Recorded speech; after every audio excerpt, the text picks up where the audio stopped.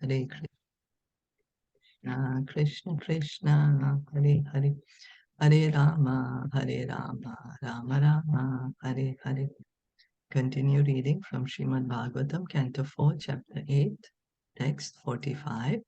Prasada Bhimukham Shaswat Prasadabimukham shashwat Prasanna Vadanekshanam prasanna vadanekshanam Sunasam Subhruvam Charu sunasam subhruvam charu Kapolam Surasundaram. kapolam surasundaram. Translation and purport by His Divine Grace A.C. Bhaktivedanta Swami Srila Prabhupada. The form of the Lord is described herein. The Lord's face is perpetually very beautiful and pleasing in attitude. To the devotees who see him, he appears never to be displeased, and is always prepared to award benedictions to them. His eyes, his nicely decorated eyebrows, his raised nose, and his broad forehead are all very beautiful. He is more beautiful than all the demigods. So the Lord is a person, and he's the most beautiful person. It's a beautiful face, beautiful eyebrows. This verse clearly explains how one has to meditate on the form of the Lord. Impersonal meditation is a bogus invention of modern days.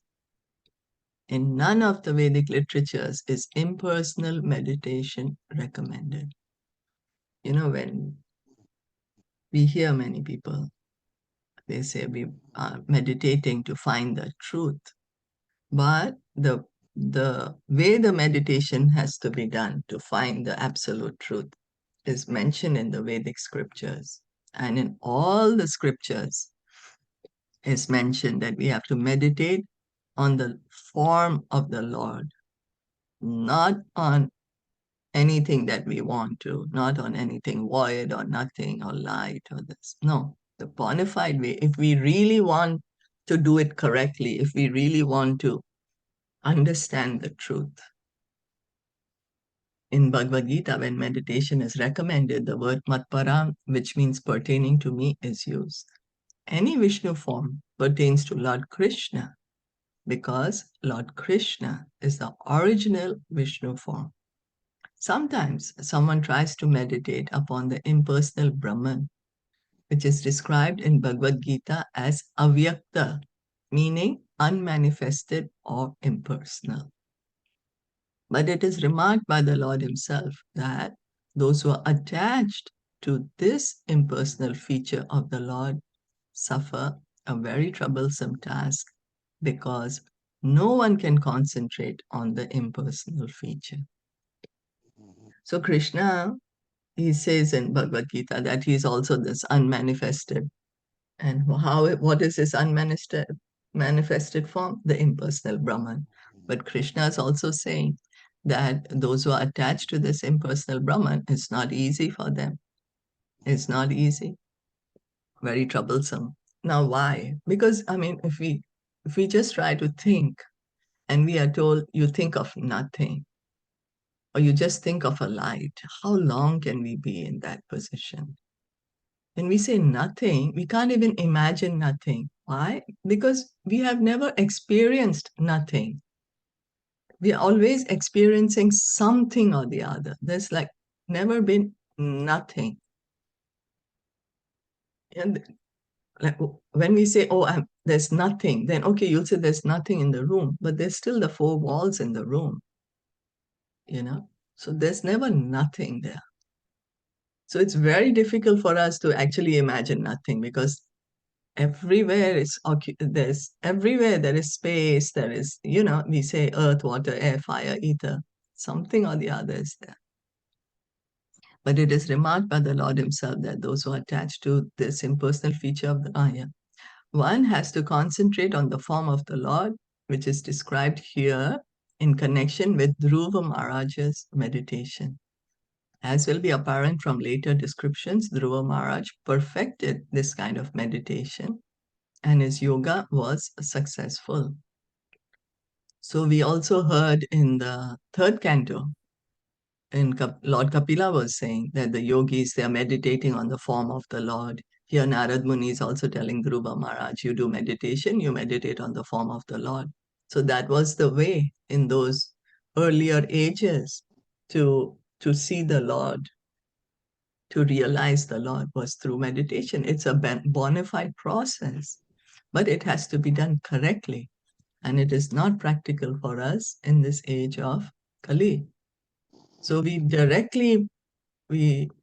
chant, and that helps us to directly remember the Lord, fix our mind on the Lord. Tarunam Ramaniyangam Tarunam Ramniyangam Arunoste Kshanadharam Arunostekshanadharam Pranatashrayanam Nirmnam Pranatashranam Nirmanam Sharanyam Karunarnavam. Sharanyam Karunam. Narad Muni continued, the Lord's form is always youthful. Every limb and every part of his body is properly formed, free from defect. His eyes and lips are pinkish like the rising sun.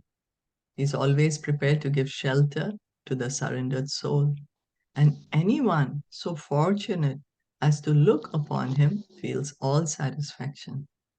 The Lord is always worthy to be the master of the surrendered soul, for he is the ocean of mercy. So the Lord, although he is the original personality, he is the oldest personality, yet he is always ever fresh, ever young, always youthful.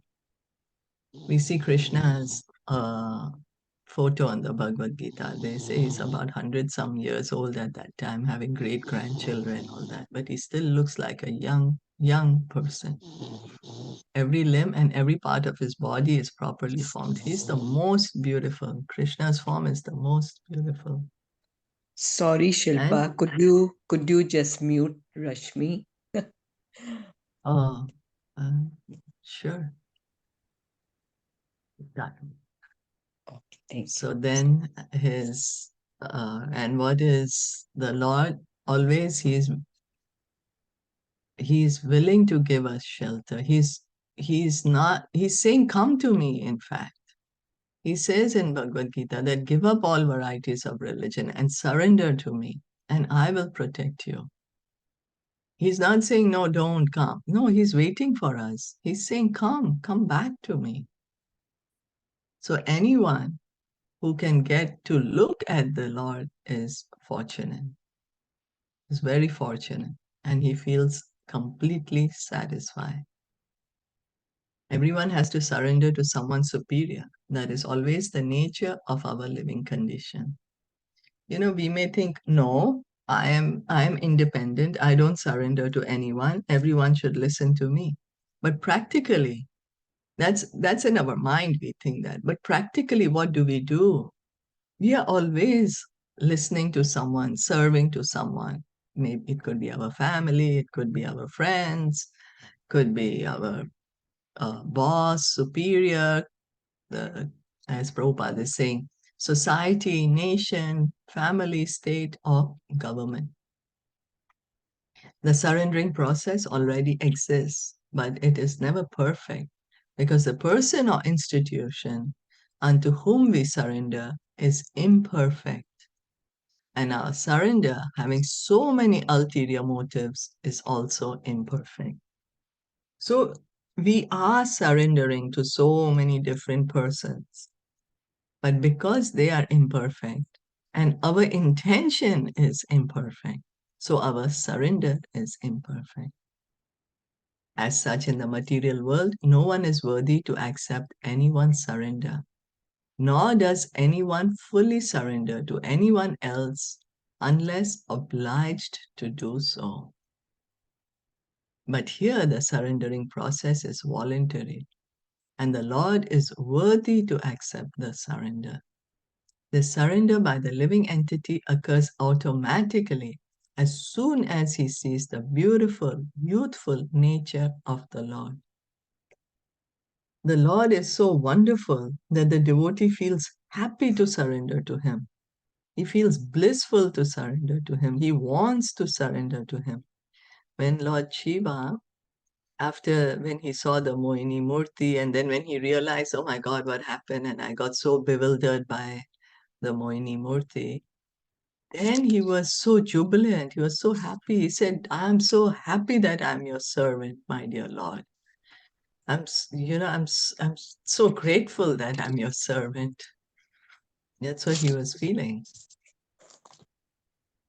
The description given by Narad Muni is not imaginary. The form of the Lord is understood by the Parampara system. So Narad Muni is not making up any description of the Lord. No, it's not. He's imagining the Lord's eyes are like this, and the Lord is happy to give surrender, and his limbs are so beautiful. No, all the descriptions are there in the authorized scriptures, the revealed scriptures. Mayavadi philosophers say that we have to imagine the form of the Lord, but here Narad Muni does not say that. Rather, he gives the description of the Lord from authoritative sources. You see, because if we imagine something, it's just our mind then, and our mind is imperfect, not perfect. So we have to hear from the authority.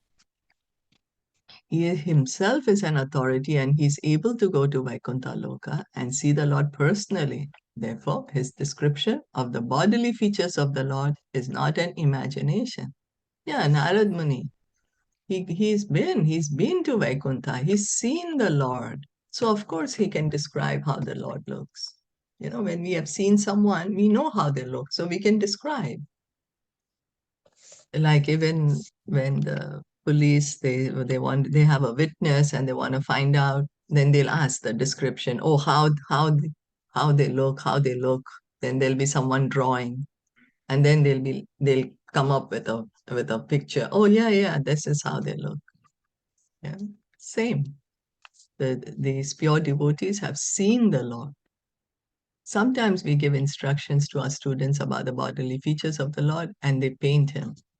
Their paintings are not imaginary. So Srila Prabhupada, in the initial days, when the devotees were making the paintings, Srila Prabhupada would tell them how the Lord looks, how the placement should be, the bodily features. And it's not that Srila Prabhupada is imagining something. No, he's referring to all the scriptures, the descriptions which are there in the scriptures. The description is given through disciplic succession, just like that given by Narad Muni, who sees the Lord and describes his bodily features. And therefore, such descriptions should be accepted. And if they are painted, that is not imaginative painting. It's not imaginative painting. So Srila Prabhupada would be very careful. He would personally supervise how the artists were painting the pictures. Shivat Sankam Ganashyamam Srivats Angam Ghana Shamam Purusham Vanamalinam Purusham Malinam Purushamalinam Shankha Chakra Gada Padmer Shankachakra Gada Padmais Abhivyakta Chaturbhujam. Abhivyakta Abhivyakta Chaturbhujam. The Lord is further described as having the mark of Srivatsa, or the sitting place of the goddess of fortune, and his bodily hue is deep bluish. The Lord is a person. He wears a garland of flowers, and he is eternally manifest with four hands, which hold, beginning from the lower left hand, a conch shell, wheel, club and lotus flower. Here in this verse, the word Purusham is very significant. The Lord is never female, he's always male, Purusha. So this is the Narad Muni is an authority. He's seen the Lord. So he's pointing out that the Lord, he's the eternal male, Purusha. So he's a person, no? When we are saying he's a Purusha, means what? Means he's a person, he's a male. Therefore, the impersonalists who imagine the Lord's form as that of a woman is mistaken. The Lord appears in female form if necessary, but his perpetual form is Purusha because he is originally male. The feminine feature of the Lord is displayed by goddess of fortune, Lakshmi, Radharani, Sita, etc. So this, the internal energy of the Lord, that is his feminine feature, his energy. Radharani, Lakshmi Devi, Mother Sita, all these goddesses of fortune are servitors of the Lord. They are not the supreme as falsely imagined by the impersonalists. So the energy is always under the control of the energetic, no? At Krishna's will, all the energies are acting. They're waiting to serve him. Brahmaji, when he got the vision, when he was seeing the Golok Vrindavan, he saw there's millions of goddesses of fortune serving Krishna. Even when Krishna was in Dwarka, his wives were serving him. So they are his internal energy, his internal potency. And their mood is to serve him. Lord Krishna in his Narayan feature is always four-handed. On the battlefield of Kurukshetra, when Arjun wanted to see his universal form, he showed this feature of four-handed Narayan. So Arjuna asks in the 11th chapter, Arjuna asks to Krishna to show him this universal form, just so that if anyone claims that they are Krishna, that they are God, that they are Bhagwan, then they should be able to show this universal form. And Krishna showed this universal form. He gave Arjuna the vision by which he can see this form. And Krishna also showed the four-handed Narayan form. And then he again came back to his original two-handed Shyam form to show that Krishna is the origin of all forms. The Narayan form comes from Krishna. Some devotees some devotees are of the opinion that Krishna is an incarnation of Narayan. But the Bhagavad school says that Narayan is a manifestation of Krishna. Bhagavad school says Narayan is a manifestation of Krishna. Etecha amsa kala pumsa Krishnastu Bhagavan Swayam. That there are so many amshas, there are so many expansions, so many plenary expansions, but Krishnastu Bhagavan Swayam. I just have one question. So there is Yes, please. a lot of people in India. Also, when I met and believe that, right, it is written rightly that Kuch Bhakt, they believe that Krishna is the avatar from Narayan. That Narayan is the headmost, and from Narayan, Krishna comes as an avatar. We know that, but sometimes they don't want to listen. It's so difficult to even make It's them. okay, you don't have to. It's all right. Because as long as they understand that Narayan is God, Yeah, they know it's that okay. Narayan is God. Yeah. Yeah, as long as they're accepting Narayan as God, it's okay. It's the same personality. There's no difference. And Narayan is considered continue by them. Yeah. I'm sorry. Narayan is considered the Supreme Lord by them. Very good. Very good. Yeah. Yes, very good. It's okay. You don't have to disturb them to as long as they accept Narayan, Lord Vishnu, he's God, that not making up anyone else as God. It's very good. Yeah. Good. Okay. So, Kirtinam Kunda Linam Kiritinam Kundalalinam Linam Keyura Valayanvitam Keyuravalayam Valayanitam Kaustubha Bharana Grivam Kaustubha Kaustubhavaranagivam Grivam Pita Kausheya Vasasam. Pita Pita Kausheya Kausheya Vasam Vasasam.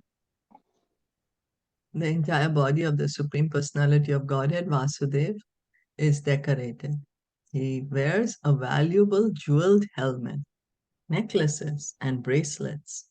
His neck is adorned with the Kaustuba jewel, and he is dressed in yellow silk garments.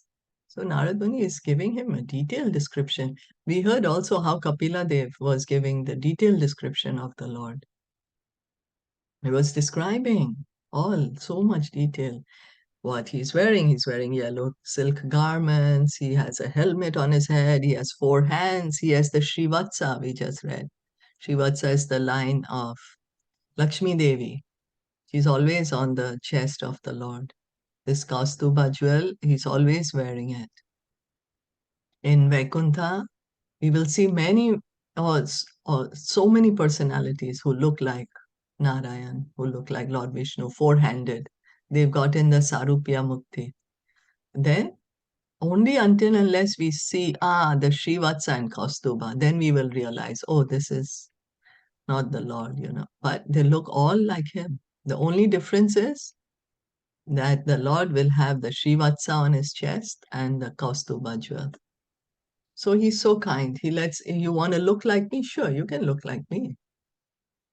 Even in Golok Vrindavan, the cowherd boys, they look like Krishna. Well, they're dressed like him. So he's not that, oh no, it's only for me. No, he's sharing to us. Come, take, come, be with me, be happy. So we'll stop here for that. Okay. Thank you Yes. so much for So listening and to joining add, in. yeah, I'm that sorry. Krishna, I just wanted to add that Krishna is Purusha, and it is said that everyone else is female. It's right. Even Yes. though the materially we say gender, we have male, female, but actually everyone is the female, right? Feature. Yes. And only Yes. Krishna is Purusha.